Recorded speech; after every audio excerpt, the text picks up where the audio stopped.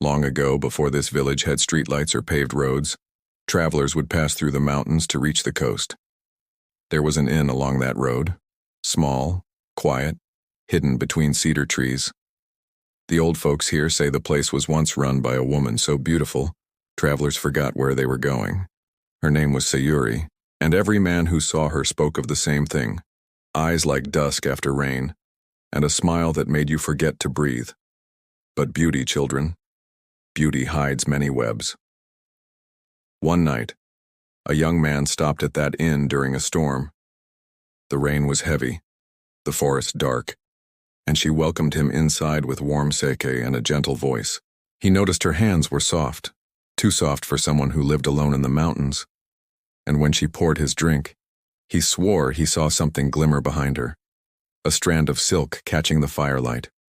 He stayed the night anyway. By morning, the storm had passed. But the traveler never came back down the mountain. A week later, another man stayed at that same inn, and another after him. None returned.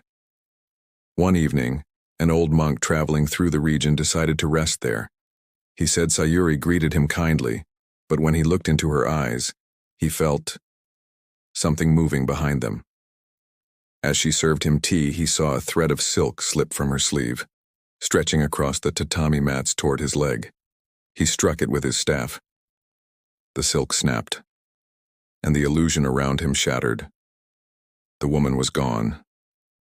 In her place, a creature crouched in the shadows, half woman, half spider, her mouth split with fangs and her body glistening with threads. The monk burned the inn to the ground that night. But when villagers returned days later, they found something strange. A single silk thread still hanging between the trees, swaying gently in the wind. They say if you follow that road on a misty night, you'll still see her, standing by the burned stones, waiting. Too beautiful to be real, too patient to ever leave. So remember this, children. When beauty feels unreal, when silence feels too kind, don't stay the night, because some webs don't break when you struggle, they tighten. And once you're caught, you never leave the mountain.